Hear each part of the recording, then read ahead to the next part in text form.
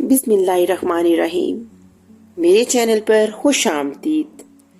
बादशाह ने अपनी सल्तनत में हर सू हर कारे बेचकर फरमान जारी करा दिया कि कल से इसकी रियाया में मौजूद कोई भी औरत ना तो किसी किस्म का जेवर पहनेगी और ना ही किसी किस्म का बनाव सिंगार करेगी।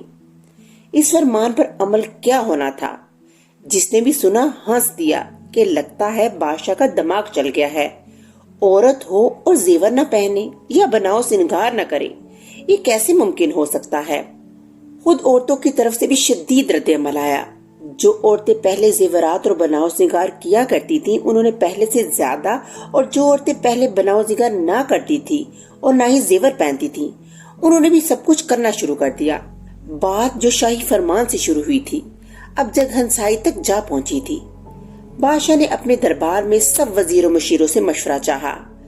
कोई कहता फरमान वापस ले लो, तो कोई कहता जो अमल ना करे इस औरत के खिलाफ कार्रवाई की जाए।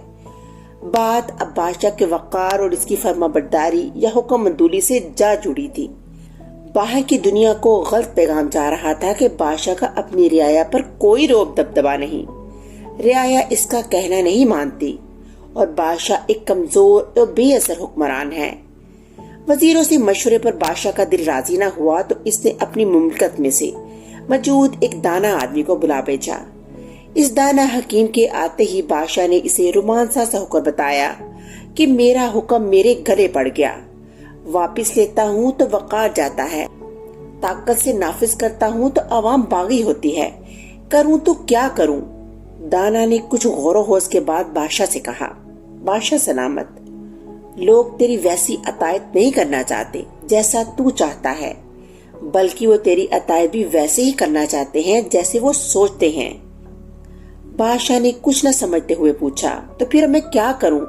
अपना हुक्म वापस ले लूं? दाना ने कहा, नहीं, इसकी जरूरत नहीं।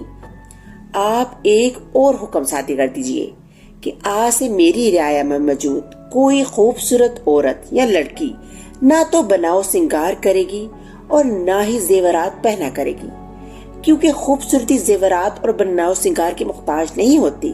ताहम वो सारी लड़कियां या औरतें जो जरा ज्यादा उम्र की हैं या खूबसूरत नहीं या इनकी शक्ल थोड़ी बुरी है, इन्हें इस हुक्म से अस्तस्ना किया जाता है। वो पूरे बनाव सिंगार और जेवरात पहनकर रहा करें ताकि दूसरे लोगों पर इनकी बुरी शक्ल, बड़ी और ढलती हुई उम्र का असर न पड़े और इनकी बदसूरती भी छुपी रहा करे।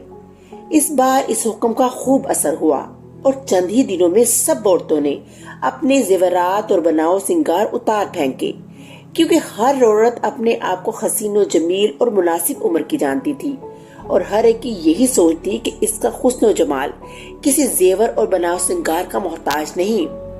दाना का बादशाह से कहना था कि अब आपकी रियाया आपकी अतायत करेगी, क्योंकि अब आपने उनकी अकल से सोचा है और इन्हीं के शौर के मुताबिक फैसला किया है।